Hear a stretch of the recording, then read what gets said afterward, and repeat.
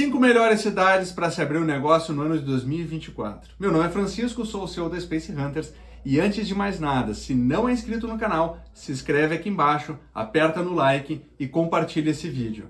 Bom, vamos falar rapidamente.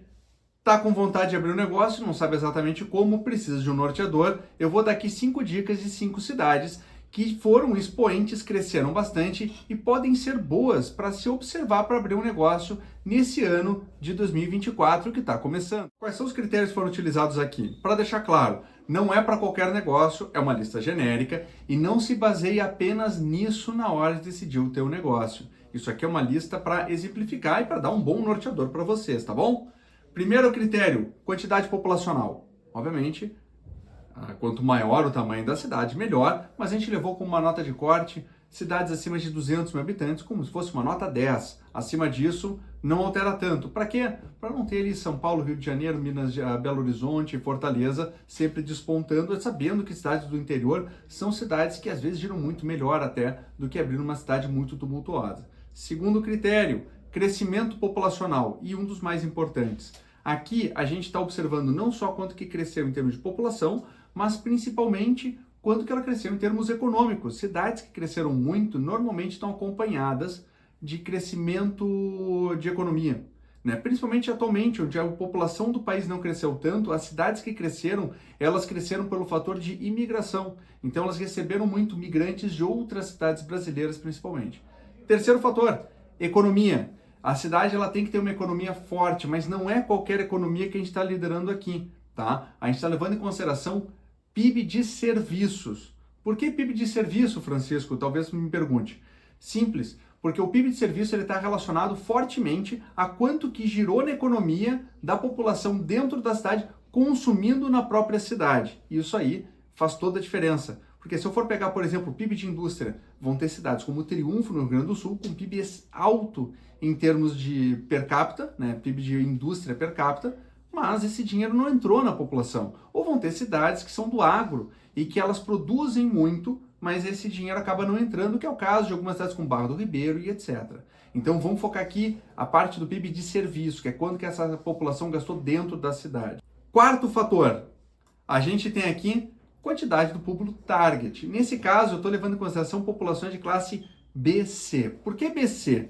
Porque a gente está falando aqui de população classe média. Obviamente, se o seu produto é popular, vai ser um outro critério. Obviamente, se o produto é mais elitizado, também vai ser um outro critério. Mas aqui, a gente pegou classe BC, que acaba sendo um pouco abrangente, um pouco restrito também, e pega um produto um pouco mais qualificado. A gente está falando de rendas de 4 salários mínimos até 16, 17 salários mínimos dentro desse critério. E o quinto e último critério aqui é a relação do potencial de consumo dessa população. Quantas pessoas de população de idade economicamente ativa residem dentro dessa cidade e que tendem a gastar bastante e quanto que elas gastam em termos per capita, ok? Então vamos para o número 5, Paraupebas. Paraupebas é uma cidade do interior do Pará. Pará é um dos principais estados da região norte do Brasil e ocupa a segunda maior cidade da região norte, que é Belém. Mas aqui a gente está falando de uma cidade do interior. E aí vamos perguntar, poxa, mas com tantas cidades do Brasil, por que tu pegou Pará?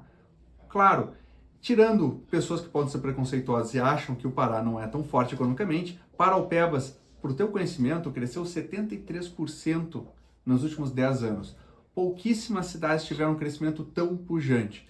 E lembra que eu estou falando, público BC aqui. Para a tua informação, Paraupebas tem 266 mil habitantes e de público BC ela tem 141 mil pessoas.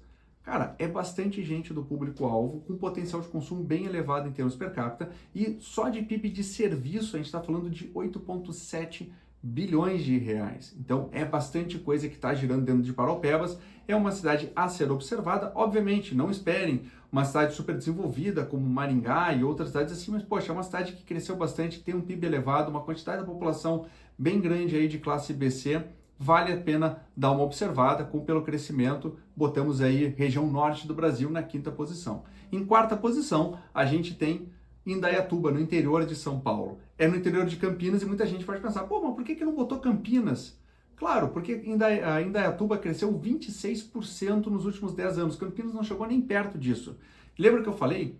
A gente pegou muita cidade aqui, são cidades de porte médio. Quase todas elas, todas do ramo estão porte médio. Por que isso? foram as cidades que mais cresceram em termos populacionais nos últimos 10 anos. Muita gente, principalmente depois da pandemia, saiu de grandes centros urbanos e foi buscar qualidade de vida em cidades de 100, 200, 300, 400 mil habitantes. É por isso que essas cidades tiveram o seu crescimento tão forte e acelerado. E aí, Indaiatuba entra aqui no ranking como quarta posição, uma cidade que tem 166 mil pessoas de classe BC, considerando que da classe pessoas de todas as classes da cidade, nós temos uma cidade de 255 mil habitantes. Faz as contas, mais de 60% da cidade tem um poder de compra bom, ou seja, vale a pena observar, ainda mais com um crescimento de 26%, não é nada marginal. Terceiro colocado, Maricá, no Rio de Janeiro. Né? Segunda posição aqui na região sudeste. Por que Maricá é tão boa? A pessoa vai pensar, poxa, mas Rio de Janeiro tem a questão de criminalidade. Olha, questões à parte, interior é um pouco diferente da capital. E vale lembrar que Maricá cresceu 54% nos últimos 10 anos. Ela praticamente aumentou metade dela de novo. Isso é um fator a ser observado. Além disso, o PIB de serviço de Maricá é de 11 bilhões de reais. É algo a ser também olhado e observado, que é bem maior do que o que a gente tinha em Indaiatuba, que era de 7,2. Além disso, a gente tem uma cidade de 197 mil habitantes, de acordo com o censo de 2023, e a população de classe BC é de 125 mil. Proporcionalmente, comparando as últimas três que a gente viu, é que tem a maior faixa dentro dessa renda em termos proporcionais. Então, isso coloca Maricá na nossa terceira posição.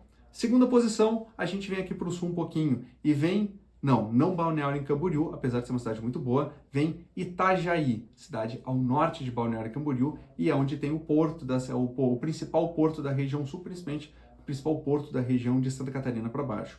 Itajaí teve um crescimento de 43%, crescimento muito elevado, e é uma cidade de 264 mil habitantes, maior do que Balneário Camboriú, que tem 140, de acordo com o último censo. Obviamente, existem pessoas que estão recontando ali para ver se realmente é isso.